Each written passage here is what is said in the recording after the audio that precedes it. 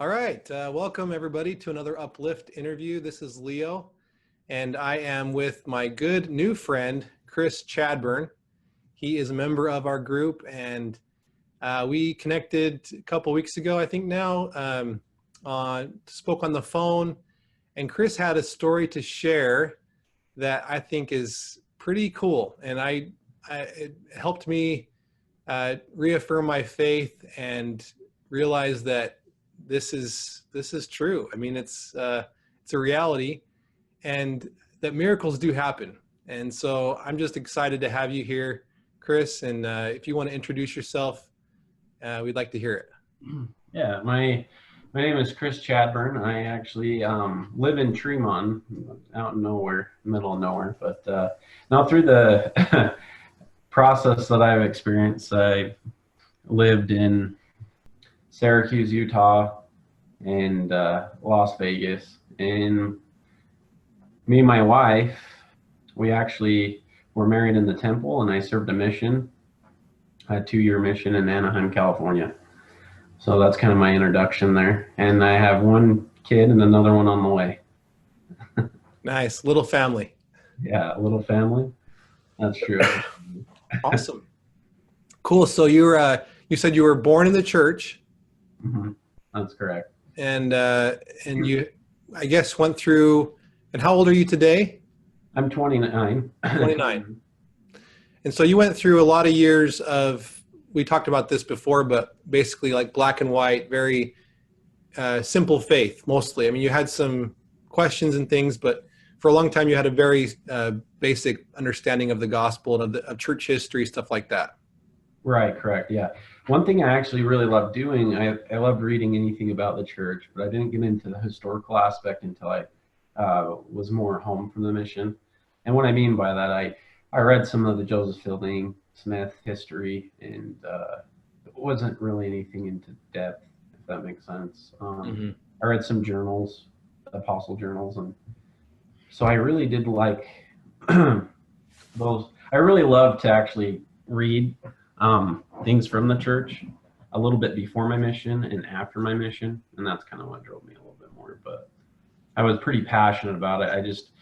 I would say at the time, though, I definitely had more of a basic understanding of it, and my testimony, not that it wasn't good, it just obviously wasn't good enough. Mm-hmm. It wasn't very deep or broad. Right. Faith. Right. It was more of a simple childlike faith, which is great. But when the storms come, faith crisis storms come, that simple faith sometimes can be challenged. So I think one big thing about my testimony that I needed was some humbling, probably. And really, like, I needed to look at members that left the church in a better way. And so I'm glad that I experienced it myself. That was something that went through my mind a lot. I used to look at members a lot of times, not all of them, but mostly when they left the church was because they just wanted to go sin and live a different life. So I was one of those. Yeah. You think everybody outside the church is fallen, and well, like their excuse most of the time was because I felt like a lot of them had the answer and it was simple, but yeah. No, I think most of us continue with that very childlike view of our church versus other churches, us versus them mentality, and it's something we have to break through with my own kids. Just quick tangent, but I live in Dallas, and I've been trying to take my kids over to the Christian food pantry, and as they get older, I'll try to take them to more different religions and say, look at this is cool. They've got some awesome truth here. What do you think? That kind of exposure to people of different backgrounds, the diversity, I think, is really important. So. Right. So walk us through then. At some point, you had kind of a shelf crashing experience, or was it a series of events that happened where you lost faith? Or tell us about that faith crisis that you had. Yeah, like the elf on the shelf. Yeah. So basically, what took place is when I got home from my mission, one thing that was kind of hard is is the pressure. So like my family was pretty pressuring about getting married. My mission president was, I would say he was pretty stern about that as well. And so I felt that as more pressure. My stake president actually at the time, he told me to take a step back a little bit, make sure, you know, I clear my mind and then start dating. So he actually had the right advice, but I took that to a little bit of an offense because I was like, well, I just told him what the mission president said and he didn't agree with him. So, you know, so that was interesting. But what took place after I got home from my mission was kind of that journey already, started getting into relationships, and there's some pressure there. And I looked at them as like, if things were going right, I needed to continue, or like even if there's struggles in the relationship, just as long as they progressed to come out with me, I needed to go out with them again. And the reason why I looked at it that way is because my mission president gave me advice like, hey, you know, as you're teaching people, if you see any progression, you should stick with them. And he gave that advice as in a marriage thing as well. That's actually not necessarily the healthiest thing when you're dating, probably. And I won't get into too much of that. So that kind of made things a little bit difficult. So at that point, I was kind of just really stuck with what was said to me, how I felt as pressure-wise. And then I finally took a step back after I had, you know, some interesting experiences in a relationship. I got engaged twice, actually, and one of them I broke off, and I'm actually really glad I did that. It was really difficult, but then I realized I needed to do things for me, and I was still pretty stern within the church. So basically anything that the First Presidency came out with over the pulpit, I strongly felt that was doctrine, and there's hardly any contradictions. And so I remember the blacks in the priesthood, the First Presidency made a statement. And I didn't really know much about that statement. I heard about it. And I had a friend that came up to me and talked to me more about what I thought about the blacks in the priesthood. And I said, well, my thought behind it was the times were different. And so basically it was possibly to protect the blacks at the time because people couldn't accept to handle them as much. And that was my understanding. And I think a lot of people could relate to that, by the way. But then when I read the statement and then I read the actual documents behind it, I don't think there was really a great explanation on either side. There really wasn't. And I realized, oh, this is interesting. Was this doctrine at the time? Because these guys actually couldn't take ordinances and go to the temple. And Brigham Young's comments were pretty stern. It was like, hey, I got this from God. And it wasn't just him. I mean, the First Presidency was backing him up at the time, and there was things that were released in I think it was 47 or 42, that reiterated this, kind of what President Young said at the time. And so that was just a struggle, and that kind of started my journey. Then I didn't know anything about CES letters at all, by the way. And I worked for the government, and the people I worked with, they called themselves Jack Mormon all the time. They just didn't really care to go to church, and that's fine. They kind of made fun of me a lot during that time, but they didn't know I was actually struggling. And so I started picking up, well, there's two things that was interesting. I remember following a person online, and his name was Neo, and I would get really irritated because he'd put stuff on there about like Ezra Taft Benson making mistakes and all this stuff, and I'm like, this kid doesn't believe in the church. He doesn't believe in the church. But I never had a great conversation with him to understand where he was coming from. And so finally I did. I talked to him, and he's like, you need to read more of the papers and Rough Stone Rollings. And he did that on the comment that he made. So I decided to read Rough Stone Rollings and look into it a little bit more. And I would go to Deseret Book, and I would start with the papers that were more direct towards Joseph Smith's life. Because the papers are just, you know, there's so many of them. I haven't read all the papers, and I'm not going to pretend like I did. But I did read a good amount, though, when I was there about Joseph Smith's life. And then I started to realize, man, things are getting pretty confusing. And okay, so I need to take a step back a little bit and explain some things at this point, because prior to my mission, I had some experiences. And I felt like I felt the Spirit when I was around 14 years old, the first time in my life. And that really drove me to believe the church was true at the time. And when I got home, I also went out and I did some cells. And I went to Kansas City and I met some breakoffs from the church. And I remember this lady invited me in her home, and she had a picture of Jesus, and it was a Mormon picture of Jesus. So it was one with his, the red robe that he was wearing. And she had the Book of Mormon, and she's like, I want to bear, she asked me where I was from, and I said, Utah. And she asked if I was a Mormon. I said, yeah. She goes, I'd like to bear my testimony to you.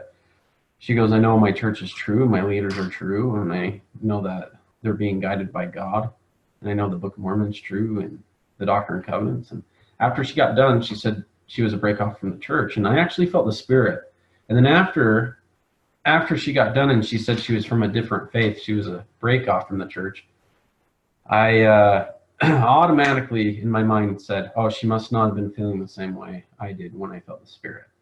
But then I thought about that, and I'm like, that doesn't make sense though, because I just felt the same way like I felt when I received my first answer. That was a pretty crazy moment in my life. I now at that time I was like, man, is the church true? And I kind of just shrugged it off a little bit, and then the blacks and the priesthood came up. And then I started thinking about this a little bit more. So I got into, the rough stone rulings, and the papers of Joseph Smith, and there's some other things that I read too, but those were the ones that probably sparked me the most. So my exit out of the church was actually through the church sources. And then later on, when and I'll tell you my other issues that I had. So evolution was another one. So the church released a statement later on about organic evolution, saying that was a mutual thing. Like you could believe in it or not believe in it. Because prior, Joseph Fielding Smith, but not just him, there's actually obviously those discussions you can read about James E. Talmage and what they thought about evolution. But they excommunicated people believing in organic evolution at BYU at certain points. And so that was the hard thing for me. It was like unacceptable during that time to even believe in organic evolution. And it's interesting because at the time when I was in college, I was taking anatomy and physiology, and there's this class I took, it's called The Nature of Sex. So I was learning a lot more about evolution and the studies and origins and behind it. So I kind of waved some of that off on my shoulder, like, hey, these things probably aren't all accurate because I believe the church is true. And then I started recognizing, like, okay, the church released a statement and said it's okay to possibly believe in some of the evolution, organic evolution. It wasn't just evolution, it was organic. And I want to make that clear because that was pretty hard for me. So I decided I needed to talk to some people that I can relate to. And it was hard because on one hand, the ones that have left the church, they didn't really relate to me at all. And I couldn't find ones that just barely had left either. I joined some groups online, nothing that I could find. And I started watching Mormon podcast. And I did listen to a lot of debates between atheist and theist and stuff like that. So that got even more confusing because when you get into complex things, they all have their different opinions. Some of them seem like they make sense more than others, and it just seems there's no primary focus on it. And then I started learning more about the New Testament, the origins behind the New Testament, if those were accurate, if the witnesses were really a big deal. And really there's a lot of hard things behind everything in the religious aspect. So religion, I'll just put it this way, it didn't make sense to me. Oh yeah, and I was going to go back with the spiritual answer, by the way. So I looked more into that, and I guess there's like the confirmation bias, right? People can get different feelings that are similar. And the reason why it confused me, by the way, was because Corinthians talks about the Spirit, the fruit of the Spirit, peace, joy, happiness, and there's other people that feel that same way in their faith, and they even pray about, like the FLES faith. I knew some polygamists that I talked to. Not that I agree with them, by the way, but I just thought it was fascinating, and they'd bear their testimony. I felt peace, joy, happiness. I know this is the true church. And it was more difficult to hear it within the breakoffs from your own faith than it was, because a lot of people don't actually pray about their specific religion outside of the Mormon church. I shouldn't say Mormon, sorry, the Church of Jesus Christ of Latter-day Saints. Outside of the Church of Jesus Christ of Latter-day Saints, a lot of people don't specifically pray about their church. And there's a lot of reasons why. But so that kind of right there made it even more difficult for me. And then I knew that I needed to talk to some people, so I sent out an email. Well, first I talked to some bishops, and I didn't feel like that went over very well. And then I sent out an email to the S70, and the secretary wrote me back, and basically nothing happened there. I was able to talk to S70, but not my area 70. I was a little disappointed. I was actually pretty upset, but I won't get into the details behind that letter. And then I also talked to my stake president that I got home. When I got home from my mission, I decided to go talk to him because I felt like he was a little bit more relaxed. I didn't understand. He basically told me I was an apostasy, and I was being guided by the devil, and pretty much all this. So wait, real quick. So tell me, what age did like this was after your mission? Yeah, after my mission. This was actually after. So sorry, and this is hard because I'm trying to go in order, and I know I didn't do the best job. So this was after my mission. I had some questions. They just weren't kickers for me. Does that make sense? And so it gradually got more and more. So at this point, I already was married in the temple. I had my wife, and that's probably where it didn't make sense. Sorry about that. That was my fault. Okay, so some of these events had happened before your marriage, like Kansas City was before. Absolutely. Blacks and the Priest. Some of these questions you had that were early on that were kind of like put on your shelf, we'll say, early on, and you just left them there, and you were still going to church. You still got married in the temple, all of that, but you had a bunch of questions that were unanswered. Right. And there were questions that were like this, and I didn't pay attention to them as much. At the moment, I did. Like, I thought they were really strange, and I didn't really pay attention to them that much. And so it wasn't until, I guess, that really took me back to say, hey, you know, this is a big issue. Wasn't until I read Stone Rulings. Which was when? How long ago did you read that? Oh, gee, it's been 3 years. 3.5 years now. Okay. Okay. Years. Sorry. This wasn't like after the mission. It was like it was recently. Okay. I didn't get married until I was 24, so I guess that makes sense. Yeah, it was more recent. So I left the church for like a year and a half, a little over a year and a half, and then came back just more recently. So you actually removed your records, or was it? Well, so yeah, that's a good question too. So I didn't remove my records, but I left as in I didn't want anything to do with it. Right. And what age did you stop going to church and basically say, I'm done? So 26. I think it was 26. 26. Okay. So that's a few years ago. Either 26 or 27. 27. A couple years ago, you stopped going. Okay. Look, I can give you a date because I remember my sister was getting married, and we'll get into that. So, okay. So I had all those questions I was reading, and then I realized other people get answers, and so I didn't know where my faith was. I got more involved in, you know, some of the history behind any religion didn't make sense, and I lost a distrust between the church.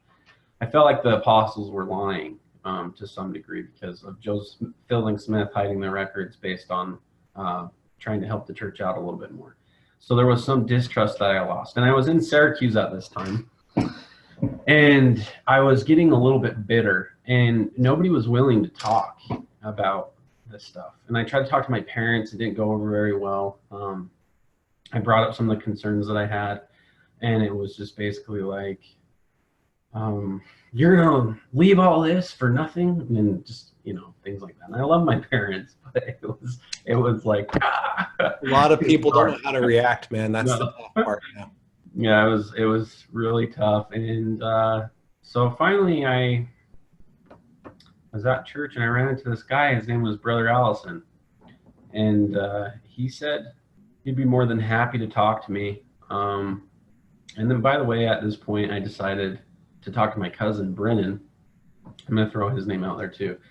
And he left the church probably about a year, I think, before. I might be wrong. I might be mistaken. So he can share that a little bit more. So I I went over to his house, and I already had tons of issues. And he went over and he's talking to me about the Bayesian theory and about like miracles versus non-miracles and how this works.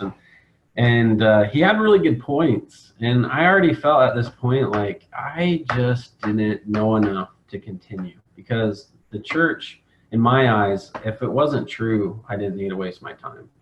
And I get that church can be good for people. I understand that. But you got to remember, for me, it was like Brigham Young, President Hinckley said, if this isn't the true church, it's the biggest fraud in the world. And I felt like, to me, church hasn't like ever been the most enjoyable thing. It really hasn't. I mean, I have a hard time sitting down and just listening to church. I get that some people enjoy it, and that's fine.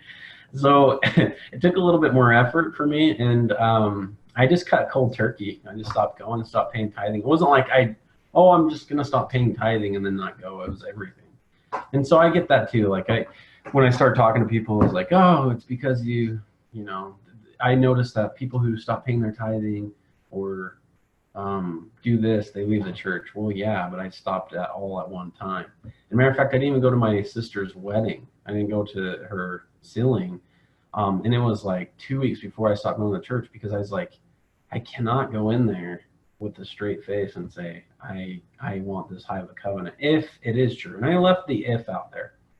And I lost a lot of trust in the church. Like I said, I became a little bitter. And those are some shaky grounds. And some advice I'd give to people who are going through this is, don't go do stupid things just because you lose trust in something. You know, look at it as the positive. Look at the positive from whatever experiences you had, even if they're harsh experiences. Because the worst thing that you could do is go dig a bigger ditch. And I saw that with a lot of friends of mine. They lost their family relationships and everything. And so one thing about Brother Allison, I sat back and he was making sense to me a little bit. And he said, you know, these guys are just people, they're humans. And we got into the conversation. I know I realized that a little bit before, but the conversations that we had were really good. And I'm just summarizing this, guys. So unfortunately, if you guys have questions, I'd love to personally meet with some of you if you're interested. Yeah, this is years of experiences. We're condensing down into like 20, 30 minutes. So and I don't want to get into all of it at one time, but and he made sense. He was the only one that made sense to me. It didn't matter. Brother Allison, you said, right? Brother Allison, yeah. He just clicked. It was like, it was weird. I mean, it was like he was my missionary when he talked to me. Now, I didn't necessarily believe in the church at this time. This is where I took a step back and then said, okay, I don't even know if it's true anymore. But he knocked some sense into my head. And what that meant to me was, don't look at all the members and apostles and bishops as the same. I mean, if God knew that we're imperfect and we're giving light to achieve greatness, then that takes a lot of time. And then we're going to make lots of mistakes going behind that. And I get the attitude. I get that there's been stake presidents or bishops and even like apostles at some points that they say, no, that's not the case in certain areas. I get it. But, you know, the way he explained it to me made sense to me at the time. And he was the only one willing to discuss some of the issues that I had, concerns about the blacks and the priesthood, about some of the history. And we had similar interest when it came to about what was going on in society today. And so, of course, we had some discussions behind that. And I won't get into that because it's not as important. But so what I did realize when I sat down with Brother Allison is that I need to be careful with the decisions I made outside of the church as well. Like it's not like I'm going to go drink or whatever, but the possibilities with that were a lot higher for me. And I did do some things that weren't the best, probably, but nothing really extreme. I was pretty much Mormon still, if that makes sense. I mean, I did things on Sunday. I'd go to the gym and go do my normal life. I mean, I didn't believe at the time, so I didn't want to dedicate. And I needed to take a step back because in my mind, in my heart too, it was so dark at that point in my life that I couldn't do it. I couldn't do it anymore. It was more unhealthy for me to go to church than it was not to go to church. And I think some people might experience that. And I mean, I'd sat in class, listened to people, and I could not feel like I fit in anymore, period. And then I felt like it was the biggest waste of time in the world. So, okay, so the next thing that was really hard, even though I stopped going to church, before I stopped going to church, I was telling my wife, okay, so I knew that I made a covenant to my wife that for time and all eternity we'd be sealed together. And my wife took that covenant serious, and I did too at the time. And that's what's so hard, because at one hand, no matter, I realized, and this is something I pondered on a lot, I realized one thing that's really important is whatever decision my wife decided to make at that time, I would still love her, even if she decided to go her separate way. I realized that was possibly a factor. I mean, these things, they, you know, when you're in your marriage, they just, you don't talk about some certain things sometimes. And you got to remember, families, both families are very active in the church. And those are some big things. And so at first, obviously, my wife, she was pretty devastated. And then she started asking questions, and that was probably even harder for her, because she'd ask questions about certain things. How long after you stopped going to church did you tell, or I mean, you talked to her before you stopped going, right? I did talk to her before I stopped going. Yeah, okay. That's where I jumped ahead again. No, it's okay. So you'd stopped believing, and church was painful, uncomfortable, and you told your wife, I'm not going to go anymore. Mm-hmm. And that was like 2 years ago now, right? More or less. Okay. Yeah, right. Okay. What was interesting about that moment, by the way, is it got to that point though. It was so bad for me when I was going, in my character and who I am, because for me, there's an integrity aspect to it. Like, I'm not going to sit there and say, oh, I know the church is true, or I even believe it. Like, it was just like hard. I'm using like too much because I'm nervous, but it was hard, because I'd go to church and I'd realize, I don't know if I want to teach this. Does that make sense? Because, okay, if you have a calling, you're supposed to teach certain things. And I didn't want to participate in any of that. And I didn't want to go to the temple. Even if I felt somewhat comfortable with, like, hey, I know other people have doubts. It wasn't that. It was just like the whole of it. I kind of lost perspective in the whole of it. Yeah, it's called intellectual integrity. You want to be, you want to have integrity, and if things around you are false, you're like, I can't sit here and just allow all this to be said. It's false. Like, you feel like you need to take a stand, and instead of like standing up in Sunday school, be like, all of you are stupid, you know, or all of you, right. This is false. You can't do that and cause a scene, you know, like every single week. You're gonna get escorted out of the building. So you have to sit there and just deal with all of that. What's cognitive dissonance in your heart and your mind? You're like, this is false. This is false. This is false. This person is delusional. This person in front of me, right? You know? And so that kind of feeling is horrible, and you can't sit there and deal with that when you don't believe. It's just horrible. Right. At one point, seeing this in this transition, at one point you become possibly more judgmental than them.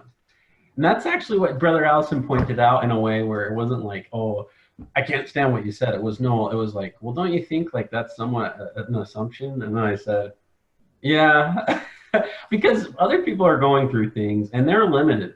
They feel limited. You got to remember, these are groups, and if you cross boundaries in groups, they look at you different. They treat you different sometimes. And there's like a set standard. Yeah. Go ahead. Like in a group, like you have a certain protocol, a certain way to look at things. And in church as a group, and if you're going there and you're breaking protocol all the time, causing you're causing people to question things, that doesn't really work for them. Yeah, that's right. Yeah, exactly. There's a lot behind that. So I think that's one thing I realized even more, and this is why I said I'm grateful to have that opportunity of meeting somebody in my ward, my last ward, even when I wasn't going.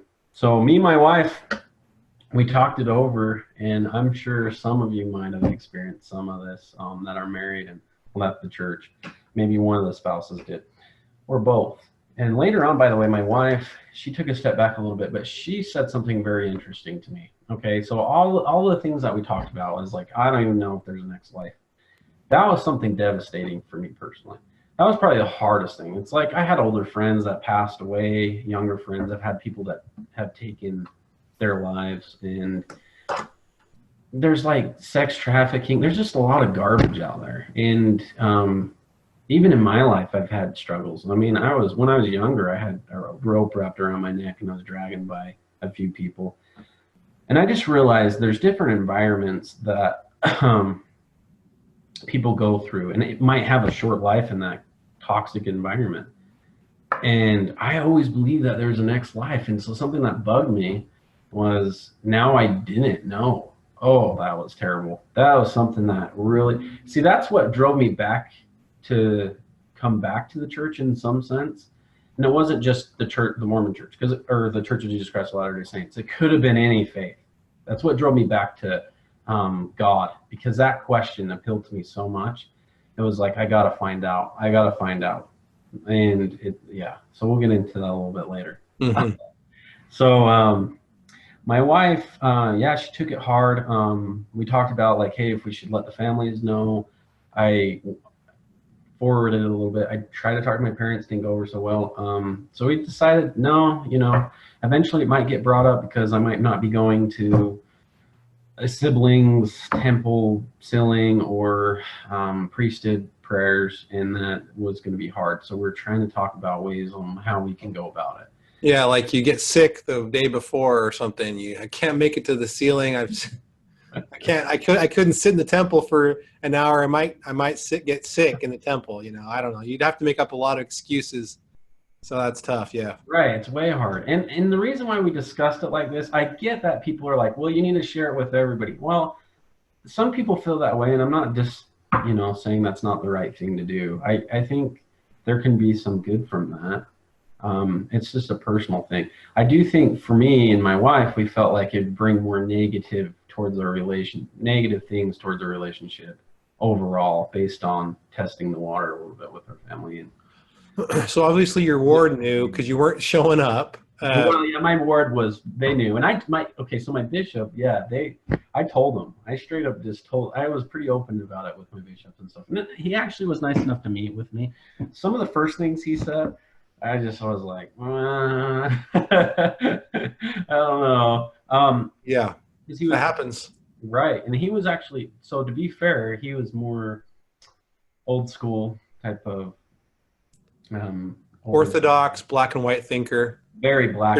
Traditional. Yeah. But the good thing about him is, and I was really impressed. He said, I will listen to what you have to say. We'll have multiple meetings. I want to hear what you have to say. And then I'll redecide on what I think. And we did. We went over a lot of the concerns. I brought sources and everything. And after that, he just said, I didn't think I'd say this, but that's tough. I don't think there's a great answer for this. I'll just be here for you. That was kind of cool. So totally that's different. An honest, awesome answer. He couldn't answer any of the questions I had. And so that was nice, because it was like, okay, my bishop did something. Okay, here's the thing though. Most of the time when my bishop said something, or even the stake president or somebody that I talked to right outside of that area. It wasn't the stake president in that ward, by the way. It was the stake president in another ward that I talked to because I felt more comfortable going to them. But I take that back. Like, that was probably one of the worst times I had. But anyway, I went to Brother Allison, and he was the only one, and we'd set up meetings at first a little bit more. And he was sick. He has some problems. So I'm just grateful he took time with me, because he's going through rough times of his life. He's older. He's in his late 70s, and he goes through a lot of pain all the time. So when he's not in that pain, he took the time to be with me sometimes, and that was really nice of him to do that. We go over questions, and some things would make sense. So so we're at this point, and I'm talking to my cousin Brennan. He started out more as an atheist. I think I can't really speak on behalf of him, but from talking to him, I think he thinks that there's probably some type of creator out there, or more designer. And he started coming back to church more recently, by the way. But we were talking about a lot of different things. And is he older? Your older cousin, Brennan? We're actually the same age, but yeah, he's slightly older than I am. Okay. And it was good to talk to him because, family situations somewhat similar. He went on a mission. He got married in the temple. That made it a little bit easier. Sometimes, like I said, when you get into like the Mormon podcast stuff, there are some people that you listen to that you can totally relate to. But like with John D. Lynn, like the main host, sometimes you feel like you can't really relate to him that much. So one thing I will tell you with all the experiences that I had, oh yeah, by the way, the CES letters, I finally read them, and they have an online website where he had all this stuff there, and that just made things worse. And it's not because of the Mormon Church. I mean, at one point I lost complete distrust in the church, but it was just all religions. I mean, the more you get into stuff like this, the more you find, like David Bacavoy, he's a good guy. He actually had a pretty good interview. I don't think he has any harsh things to say about the church as far as I listened to the interviews. And that was right before I came back to church, by the way. He said some really good things, but he did biblical studies, and obviously he studied a long time, and it made things more confusing about the church and other faiths as well. And you look into those things even more, like Sam Harris and different documents you can pull up and try to understand them yourself. I mean, obviously I'm not a scholar in any of those areas, but at the same time, some things are common. Like some things you could read and you know what they mean, and some things might not be as understandable. So one thing that I noticed as I was going along with this is I took a step back. I just stopped reading at one point. Stopped reading the scriptures, stopped reading the history. I said, you know what, I'm just going to move on in my life. I don't really care. And then all of a sudden, somebody dies. Or something happens, right? And it just gets brought back up into my head. And I go, I got to know. And I brush it back on my shoulder and said, I can't do this anymore. It's just driving me absolutely insane. Like, literally insane. And it's just not healthy for me and my family. So I try to wave it off again. And so instead of, to summarize, instead of you not leaving the church alone, the church wasn't leaving you alone. Right. The church wasn't leaving me alone, or religion in general wasn't leaving me alone. However, look at it, just wasn't. Those are called Paul's kicking against the pricks, right? Right. Yeah. Those are the pricks. The church is always going to try to, its tentacles are always trying to reach out and those family ties. You go to a funeral, you got to go to a baptism, a baby blessing. What are you going to do? Yeah. I have a family member, just a quick story. I have a family member. This is a funny story. When we were going to a baby blessing, it was like most uncomfortable thing for this family member to go into a church building. And we walked into the front door and my family member said, hey, can you find the nearest fire extinguisher? And I'm like, what? And the family member said, is it just in case I spontaneously combust? And I was like, what are you? And I finally got it. He's like, yeah, my soul is, I'm in hell, man. I'm going to burn right when I walk through that front door. And I just laughed. And, people feel like they feel so uncomfortable. You felt so uncomfortable. And I can see that in your eyes. So and the church just constantly, it's in your life, it's in your external family, and it's hard. It's hard for people to get away from it. And so when people say in the church, this is my plug for people that are active members of the church, try not to say, it's a derogatory thing to say, you left the church, but you can't leave it alone. Well, okay, but it's not, we don't want to say it's their fault. Like, our church does have a lot of strong ties in people's lives, and it's not necessarily a bad thing. It can be a bad thing if it's like causing people a lot of pain. But in your case, it just try to keep bringing you back, and you make a decision. Yeah, and to be fair, on the flip side, there are people that completely leave their faiths and they feel like they left it alone. I mean, they still talk about it, but yeah, people are able to leave really leaves anything alone, I guess. But I agree with what you're saying. The God aspect, like if at one point you felt like you lived, okay, and this is what I'm saying, I guess the light of Christ, it's the purpose of anything. There's got to be purpose. If there's no purpose, I've realized there's no incentive to live. There really isn't. And to take that on on a level of like experience. I think there comes a time where you either have to have a morale background to say, you know what, there's purpose behind what I'm doing morally. Okay. And I know that there's some good atheists out there. I'm not bagging on them, that take some of that morale and find some purpose.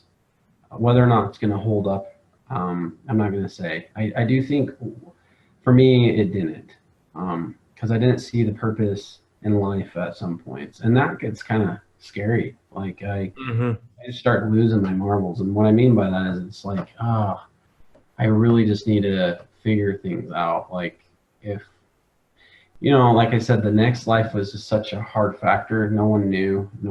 But I needed to start being satisfied with what I had, even if there wasn't the next life. So I will put some hope out there for people who are going through it, because that might be a long process. It might be longer than the years I experienced.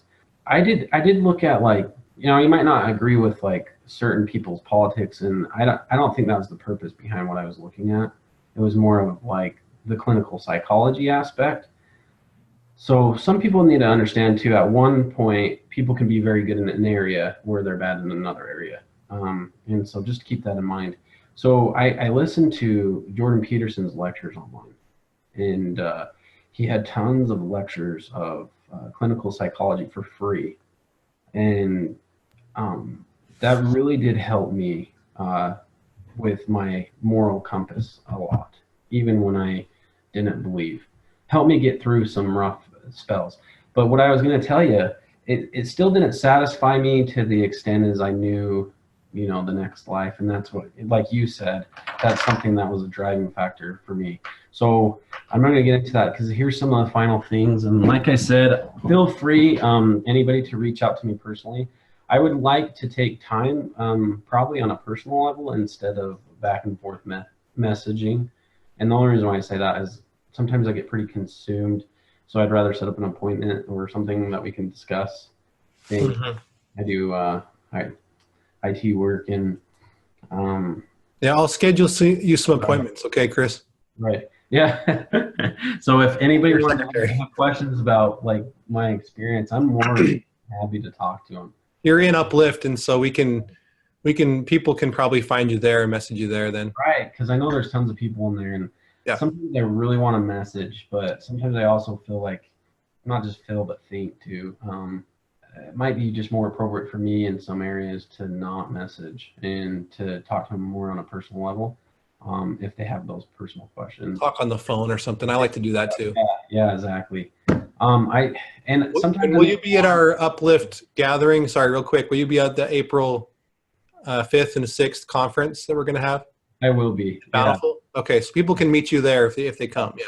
And my wife would love to discuss what she went through in the process. And like I said, she at one point didn't necessarily know the church was true, but she believed in light, and that was an important factor. And I'm going to bring her up in that. She made me realize there are things that have to be in your life, and that's light. She goes, I can see the light around me, and that's a big factor in my life. And I thought about that in the way she said it to me a lot during those experiences. And there's a lot of truth to that. Like, if we don't compliment each other, if we don't have any charisma as people, it doesn't matter if you're religious or not. Like, you can only go through that stuff for so long before it just drives you down a big hole. A lack of light in your life. Yeah, a lack of light has to be through something, music, anything. And if you don't have any light, there's no purpose for you. And so and that doesn't matter if you're religious or not. And so she pointed that out, and I thought that was something that was pretty interesting, because obviously Christ is the center of attention for light. Okay, so I had backtrack to where we were. So I felt like in my mind, hey, life after death type of thing. That got pretty frustrating for me. Okay, another thing I wanted to mention. So my prayers, I prayed a lot too, and nothing. And a matter of fact, there's some things that's funny. I used to think, I'm just going to pray to see Jesus or pray to see an angel, and I'll know for sure. And the reason why I bring that up as funny is because some of that doesn't have as much thought. I'm not saying for everybody, but for me, thought behind the process. Thought. Okay. Like, we're talking about something extreme, some perfect being that we believe, like there's this God, a perfect being. And he says, hey, look, it's complex, but also takes a lot of time to get to know who he really is. But he'll show us, right? And so basically what I'm saying is also we want to make the process so easy, we just want to see him. You know, and we're like, oh, we'll know for sure if we just see him. Well, we know this life is for us to progress. I mean, this is a very big progression process. Mm-hmm. If that's really the case, then is there some boundaries that are crossed there? I think so. I think definitely. I mean, I think if Jesus just came down and started intervening here and there everywhere, you know, personally, the boundaries of laws that he's bound by would be definitely crossed. And that's a belief that I have. And that made a lot of sense even when I was outside. I go, God has to have some boundaries or he'd be here all the time. And people wouldn't be suffering all the time. I'm sure he hates people suffering. I mean, obviously that's not something he loves and enjoys, but the purpose of all of this life is to progress to some degree. Some people progress more and some people progress less, but there's opportunity here. And that's not something I love about the plan of salvation. Anyway, I got to the point where I thought about the next life and I was like, you know, I really want to know if it's true. And so sometimes I'd kneel down, I asked God, I said, you know, just reveal yourself. And I was serious about this. I go, if you reveal yourself, I'd be willing for you to take me to the other side. Because I wanted to know at that point. You like offered your life even to that God in your prayer. Yeah, I did. You know, I got to that point where I felt less and less purpose in my life, even when I was married, like with a family and everything. Not that I didn't love them, I did. It's just like you stop losing like why everything works the way it does, and it's hard. And so the next thing that I did is it's hard to stay motivated under those circumstances. As I prayed again and I asked God, help me come up with another way other than just seeing you then, where it would be satisfying enough for me personally to know that your existence is there. Now, see, that's something different because that took a lot of time. It wasn't just like, oh yeah, you know, this is going to work. You asked for a specific answer to your prayer. Right, because like on one hand, like what's going to satisfy me if I don't see God? And I'm sure like a lot of people go through this, by the way. I know my relatives have gone through similar things. And, you know, it's a good question because more than likely you're not probably going to see God right off.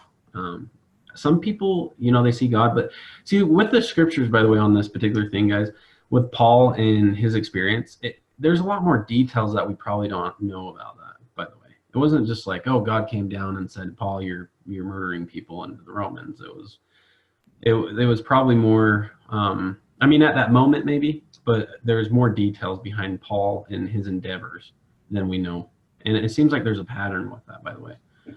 Like even Joseph Smith, he went through a lot of endeavors before that spectacular thing. And I know some people don't have that in this life, but what I'm getting at is for a personal answer that's just as solid to some degree.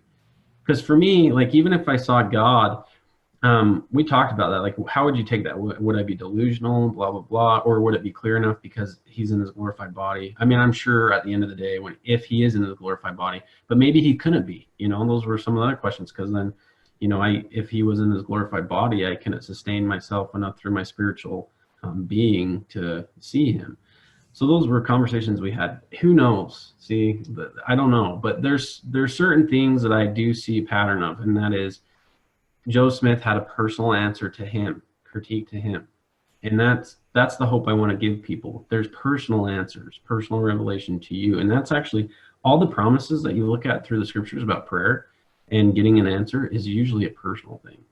It's a very personal thing. So it takes effort and time, is what you're saying. It does. And even if you go through years, I don't know how long it could take, years. But for me, I realized there's some patterns, though. And Bettner talked about patterns, Elder Bettner, that I thought were interesting, patterns in light.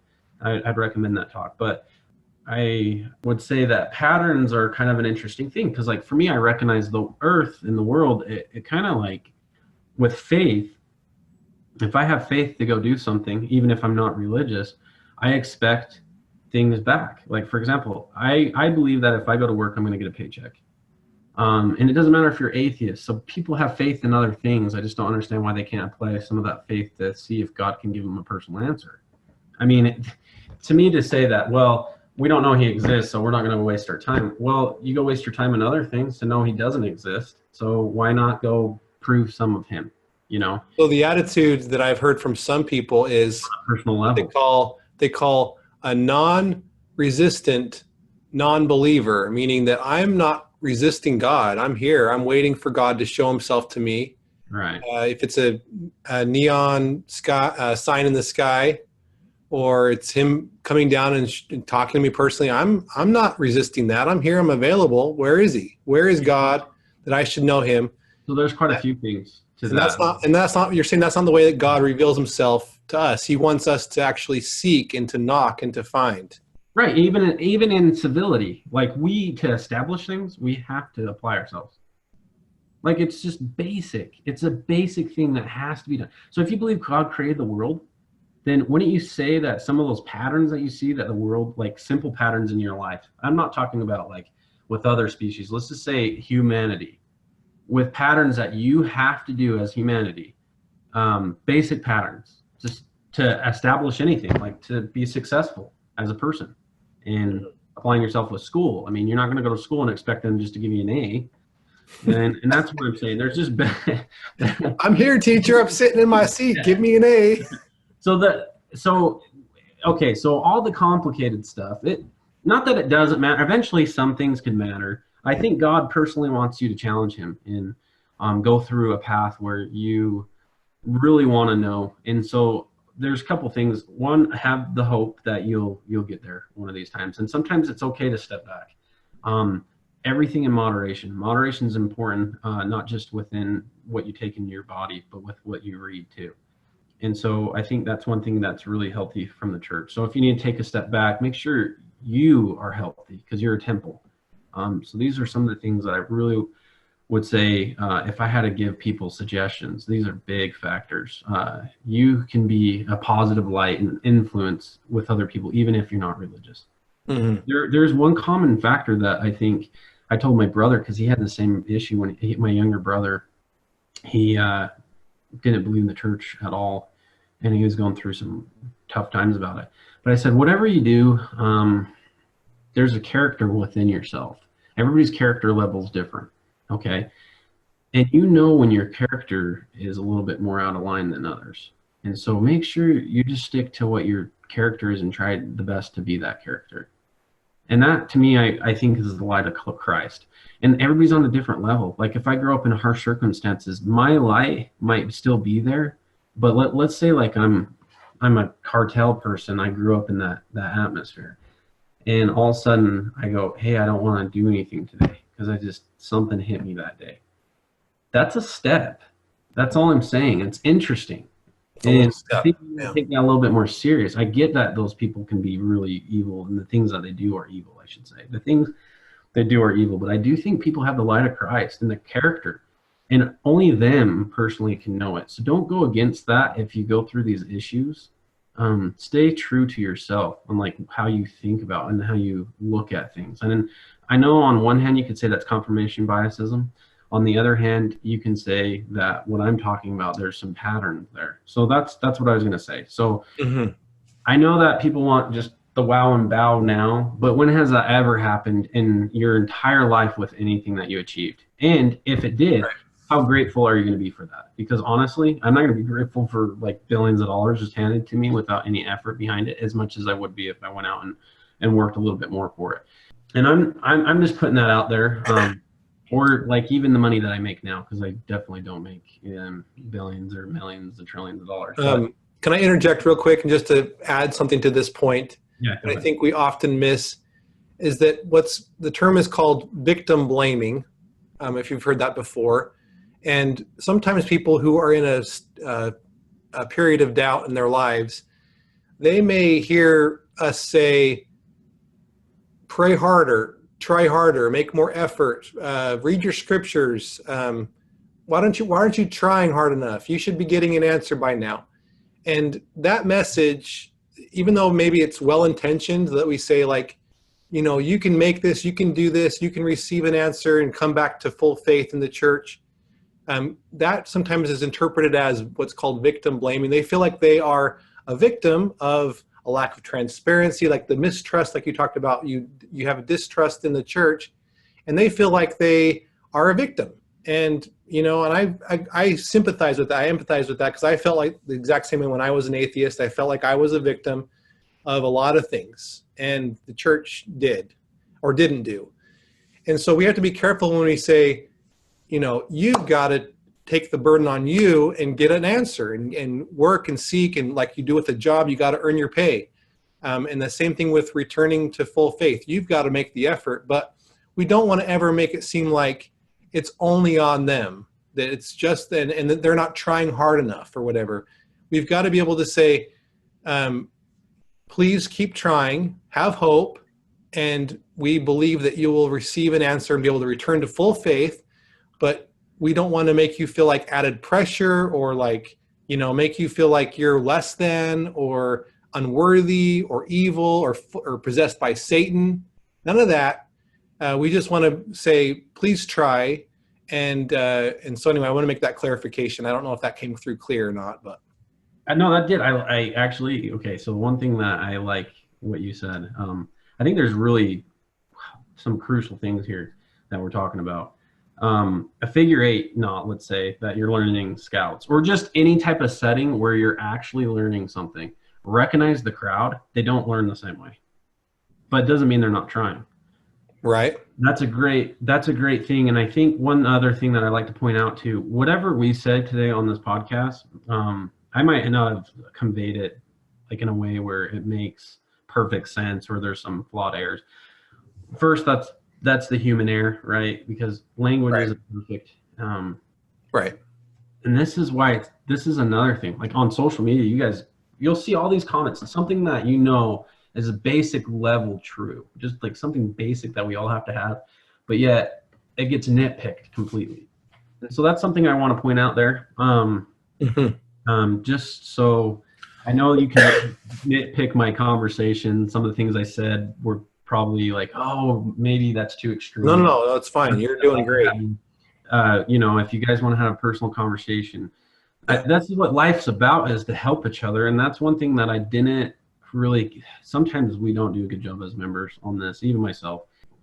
I have weaknesses, like I had problems. Everybody does. And in my sin, God looks upon sin with the least degree of allowance. And what I mean by that is some sin might have a little bit more consequence, but it doesn't matter what sin it is. He looks at them with the least degree of matter. So we're all in the same boat. So our purpose here is to correlate with each other, to get us back up here together. I mean, it's kind of like the Chronicles of Narnia, the third one, where they're all on the boat. There's these creatures coming out trying to attack them everywhere. And we have to be willing to help us just focus on what we can do for each other instead of like degrade each other. I don't really care if like somebody did prostitution and came back to their church. See, and this is something I was going to tell you. This experience has humbled me a lot in a way where I look at people differently. I do. I also don't just look at them differently. I always had a heart for people and understanding like why they go through bad experiences. And that doesn't say you go join them. Don't go join them when they're suffering, because that's a hard thing too in itself. Because especially if they're your friend, sometimes like you feel like obligated to go do things that they're doing. I think people kind of get this concept, but this is something that I think needs to be very well said. And hopefully, I love the Uplift group. It's probably one of the more effective groups that I've seen. Because in all reality, when things are going to get a little bit more complicated, and we're seeing that with society just not getting along, very polarized. The last thing we need is in the organization of forgiveness and helping each other out is the persecution aspect of like, hey, you're worthless. Nobody wants to feel worthless. Doesn't matter what they've been through. Right. And so that's something I really glad you hit on that, because I mean, the whole purpose of this for me is to bring hope for people, and God's no respecter of person. I know you guys can get an answer. There's certain patterns of light. Some light might be greater than other light. And so just look out for those patterns of light, because that's something that will be very beneficial in your life. Like, even if it's not a solid answer for the church, that's true. It might be light that you need at that moment to overcome something that is super difficult in your life. And that's what I was going to say. So I thought about this. I was in a pivotal moment in my life, and it had to do with like after this life death. And I turned to my wife, okay, and this is after these prayers. Oh, by the way, I'll back up. So I went and prayed, and I came up with an idea. Okay, there's something that came to my mind, and I did study a little bit at this time. Again, just slowly though, just little increments at a time. And I tried to not listen to as much Mormon podcast, and also read like Sam Harris, like point of views as much, just for a minute, because I needed to personally take an action, like a basic level action. And my basic level action was to get down, ask God what could be effective in my mind. And then I went and studied it out. And what I did is I put together a plan. And my plan, I took it in my room, actually a room that was empty in my house. My wife didn't know about this. Nobody knew about it. And I asked God, I said, okay, God, for me to know if you're there, okay, I need either an angel possibly to come down and convey this message, or it to be done through somebody that I know or maybe don't know within the same context, okay, within the same context. And so there's things like in my patriarchal blessing, and also other things that I won't get into, that I had, that I specifically said out loud at that time, that if it was conveyed by someone else, that I knew the church was true, okay? And there was actually two things to this: God, and if the church was true. So if God existed, because at that point I felt like there's a higher being. Didn't necessarily mean it was like a Christian God or anything. I was more agnostic, but just not necessarily like leaning towards a religion. More like, hey, there's like stuff out there. There's got to be a higher being, because like if we feel like out of the universe we're the only people here and we're the highest intelligence, kind of didn't make sense to me. And that's kind of how I viewed it. Okay, so I'll throw that out there. So when I went back, I talked to my wife and I said, you know what drives me the most nuts about the church is I believed all of my life that there was a next life after death that was better than this life. And I said, why it bugs me so much is that that you have people that are sex abused and they get murdered after, or sex trafficked, and then you have tons of people out of the other, in another country that starved to death. And then you look at the times of history where they're just terrible. Jews, the Stalin, when he went in and mass murdered people, the way they did it, just terrible things. The problem of evil and the problem of suffering. Yeah. And I told her, I said, I just believed that there was something greater after this, because like for my life, I've had a pretty decent life if you're comparing that to history. But even then, like there's a lot of moments that I haven't really enjoyed a whole lot either. So I want something better too. So to say that I didn't as well, I want to clarify that I did as well. So I told her, and I go, the only thing that's come to my mind, and I was a little sarcastic about it, but there was an impression that came to my mind. It was small. It stood out just a little bit. And I said, is Brother Allison might have my answer. You know, I prayed about some specific things and maybe he has my answer. And I started laughing about it. And she's like, well, maybe he does. You know, she kind of gave me like, hey, you're kind of being a little ridiculous here. So you prayed, to clarify, you prayed in your room alone. Yeah, no, and she didn't know specifics. She didn't know what the prayer was about or anything. She just knew I prayed about some things at that point. And you asked God, like, you said like a specific plan, like listed a few specific things. Can you say like one of those things that you specifically asked for? I asked him like to, so one of them had to do with my patriarchal blessing. I won't give you the exact detail, but this was specific enough that it wasn't generic, and it was something that nobody knew about. And if somebody conveyed that in context, saying, hey, God has this answer for you about your patriarchal blessing, that was one of them, okay? There was a detail about my patriarchal blessing that in that context, in the context of my patriarchal blessing, if he came down and said, hey, this is what your patriarchal blessing says, and this is kind of what it means as well, But the context of the patriarchal blessing, like the meaning of the words and everything, Mm-hmm. was there. That was part of my answer. So I don't. So here's the thing. There's a couple things. One is I don't want this answer to make me look better than anybody else. Just to let you guys know, that's something that's really hard for me to even come on this podcast to discuss this. And the other thing is I will give you guys some more general context behind it. Hopefully enough details to have you guys recognize how great this actually was. For me personally, I can tell you on a personal level, it was amazing. It answered my personal questions. It satisfied me. Okay, so I get in there. I told her that, my wife. And not very long after, Brother Allison, he sent me an email. He said, I have a message for you. And I just like, yeah, you know, it's probably just a coincidence. So I told my wife, I told her, I said, hey, Brother Allison said he has an answer for me, like right after we got done talking about it. And your wife didn't contact him? No. Oh, like at that time? Like she didn't say, hey, Brother Allison, get an answer ready. No, she didn't contact him, but she didn't know anything about like what specifics either. So right in your prayer that was in your room alone. I didn't want it to become the message that needed to be conveyed to me on a personal level. I didn't want it to become what's it called? I lost the word for it, but anecdotal. Okay. Yeah. Through different coincidence, possible coincidence. Right. You wanted it to be an actual answer. That I didn't want to tell anybody the specifics, but I gave him I even called Brennan and I told him a generalized thing. I said I prayed about these things that I know are specific, kind of like what I just told you. And he goes, no way. He goes, it'll be interesting. But I go, honestly, I think Brother Allison, he's old. He's got, a lot of issues. Maybe he's just going to tell me he's going to pass away or something. And that was kind of hard too, because he was the only one that I could talk to about the church at all. But I was kind of excited. Okay, so it gets even weirder. So at this point, my brother-in-law, he proposed to his girlfriend, okay? And they're going to get married, and they're actually getting married next week. Okay, so now we have a big issue, because her family, if you're not there, it's an absolutely no that you can't go. And I have to get temple recommend.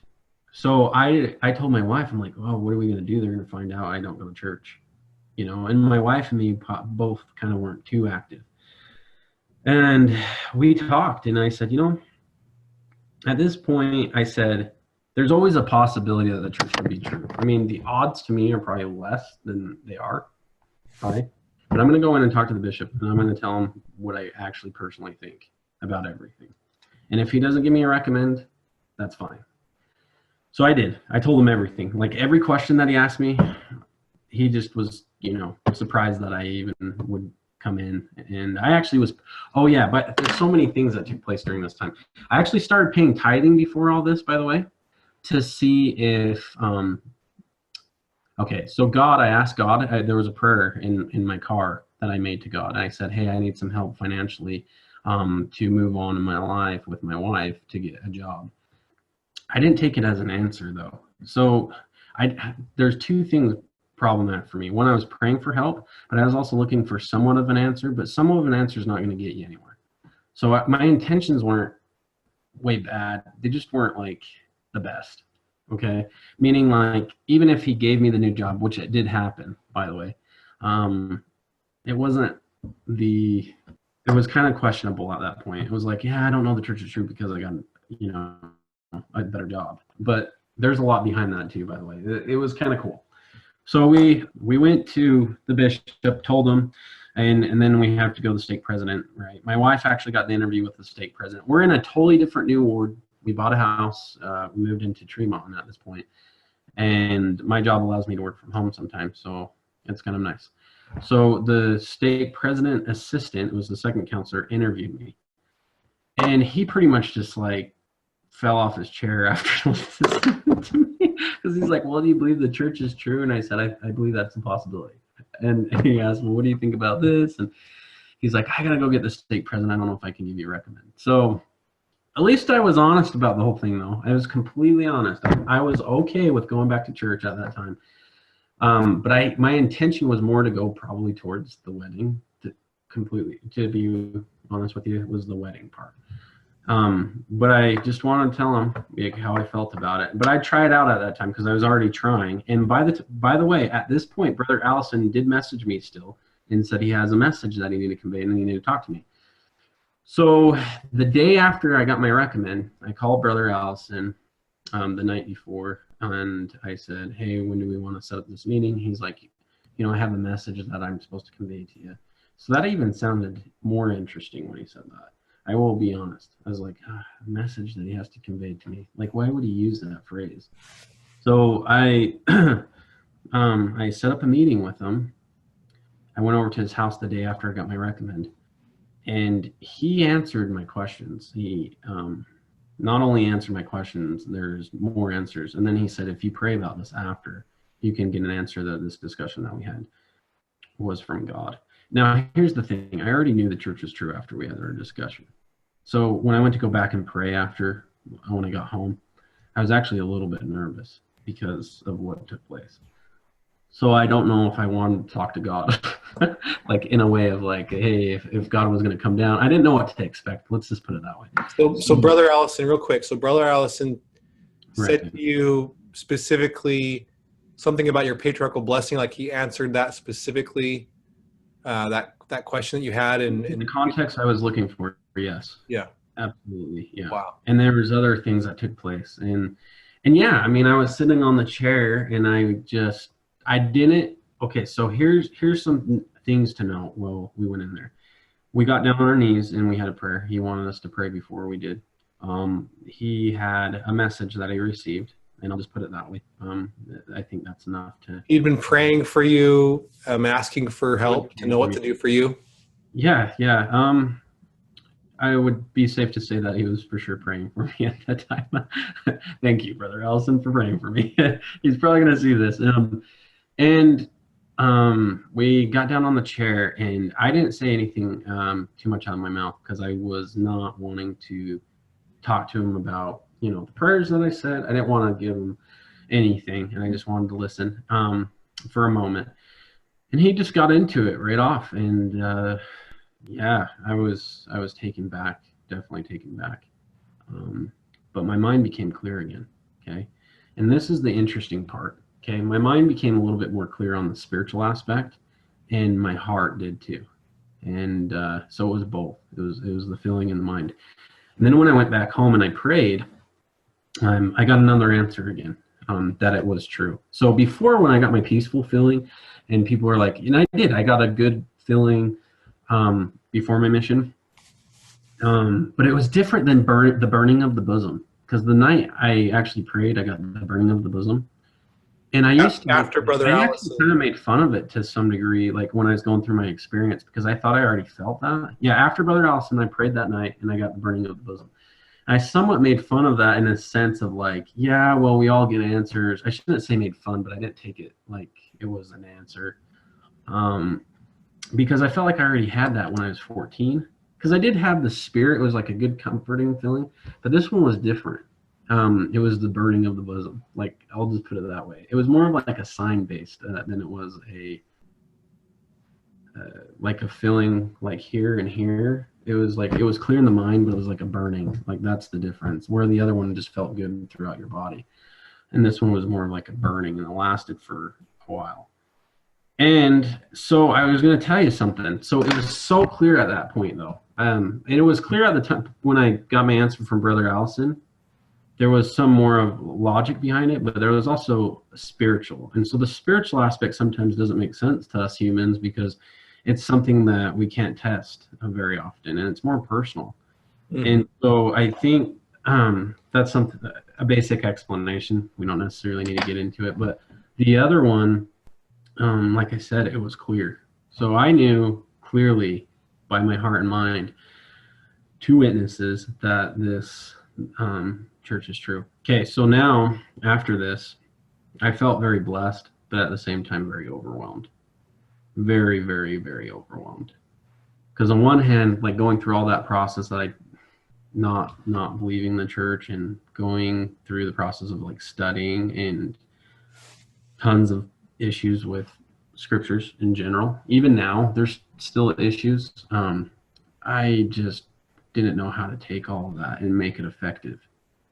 So I told my bishop somewhat of the experience. Of course, I didn't get into too much details, and I think you guys understand why.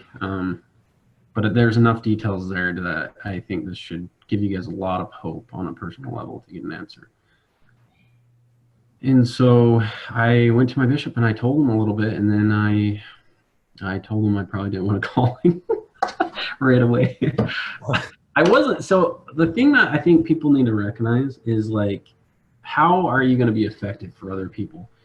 And even if you know something doesn't mean you're going to be effective. And that's kind of what I'm getting at there. I think if you want more details about that, you can ask me. I can get into a little bit more depth. My cousin Brennan knows. We had good conversations right after about this particular thing, and he knows more details about the story. But he started going back to church, and I think the most effective things, like I said, are those basic increments of things that we apply ourselves to. And all I can say at this point is, I know, just like I'm talking to Leo, that the church is true. But I will say one other thing. There's a possibility, like if it's the Matrix, I guess, if you want to throw that out there, like a 3% that we're just all crazy. But I will say at this point in my life, I feel very blessed, and with all the experiences, just because I know what I know now doesn't mean that I can't know more about the church and know more about principles. And it also doesn't mean that I cannot lose my faith again. But it would be dumb of me to do it. You know, because at this point, with what I know, I just need to keep myself more motivated and help other people. I think God's main purpose here is the charity aspect. I think that's the least amount of talked about, but it's charity. I mean, it really is. It's a primary, whatever he finds with you at the last days, it has to be charity, right? Even if you're a Christian, it doesn't have to do with hardly anything. Like everything else in the scriptures don't matter nearly as much as the charity aspect. And so I believe personally, if you go out and just serve people, help people, even if you have a different opinion or a different belief, and you do it for a good cause, you know, and you follow the light a little bit and you just try to help, I think God will bless you no matter what. And you'll realize that you'll be humble enough to accept whatever God has in store. That's why charity is important, because we damn ourselves. That's it. Don't damn yourself. Allow God to be in your life. Once you say you don't want it, doesn't matter. Like, no matter what the cause. And I know people sometimes do that. I don't understand that mentality. Like, we should always be willing to change no matter what the cause. And if God can give us a way to do that, that's another message that I have. He just doesn't want you to damn yourself. Like, there's got to be ways for us to progress. If he knows the best ways for you to progress, then don't be stubborn and think you know everything about it. And that comes with relationships in general, every type of relationship. Don't be stubborn enough to feel like you know it. Because I can tell you, I'm married and I do not know why.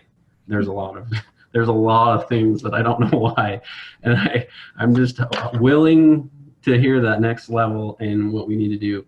But I love the church. I do believe that Jesus Christ is our Savior at this point. I do know that he lives. I know that Joseph Smith restored the gospel. I definitely think he was imperfect, and I definitely think there's some questionable things that he did. But what the real message behind the gospel is what we have now, and what we should have a lot of gratitude, more than focus on somebody's imperfections. I mean, just look how many beautiful members there are. I mean, it's amazing.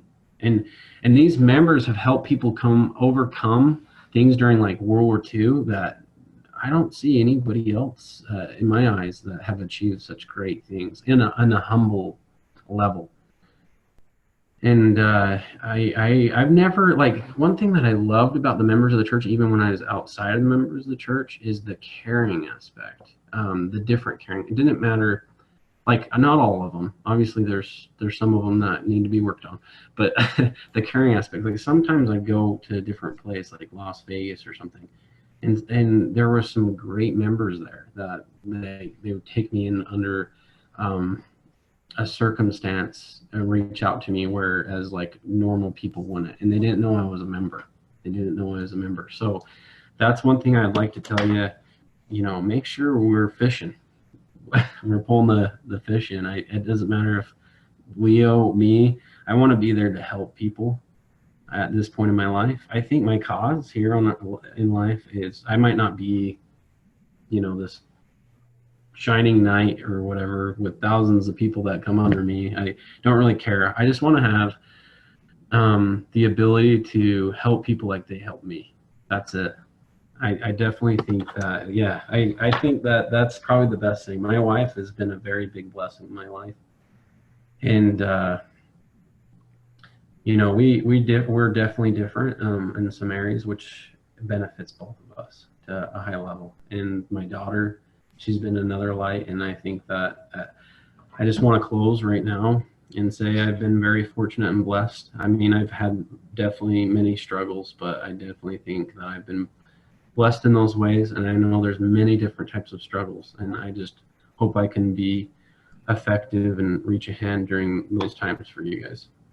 And then I'd say that's all. Hopefully that, and I like to say that in the name of Jesus Christ, amen. Amen, brother. All right. I love you, Chris. I'm going to end the recording, and then I'll make sure people can get in touch with you if needed through me, or if you want to give your email address or whatever you want to do, I can send that out to people. So right. Yeah, that'd be great. So one more thing. I told Leo to attach a song that actually really helped me during this process. This song is more to reflect on the women of the church and my wife being primary for me. And I know a lot of you feel like you're left out. And I do believe this song hits how God kind of views you. And I also viewed me as well. And that's how I felt. So, and also the men of the church too. I'm not downplaying you. So I felt personally that God, through this kind of, listen to the lyrics. It will be at the end of this. You know what? I'll send it to Leo, the actual thing, and you can listen to it and just meditate and reflect on the words. I'll add that at the end. For me, it was a really powerful message. When I go to the gym at the very end, I actually listen to it because I feel like it accomplished me even more. I have a different intro song, but my gym, like, it's my recovery song. But so I thought I'd throw it out there because there's different ways that God communicates in music, other things that people can enjoy, talents like art. And for me, this is something that I really do appreciate, that he conveyed a message through me, through music in this area. So, all right. Hopefully I said that well enough. Yeah, no, it's going to be great. I'll end the video with the song, and we'll just begin that now. So thanks, Chris. Okay. Thanks, Leo.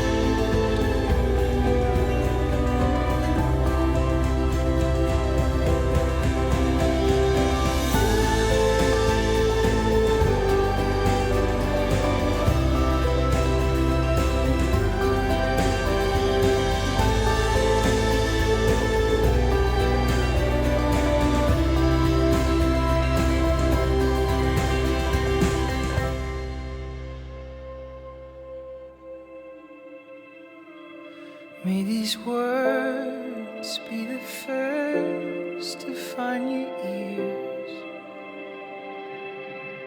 The world is brighter than the sun now that you're here. Though your eyes will need some time to adjust to the overwhelming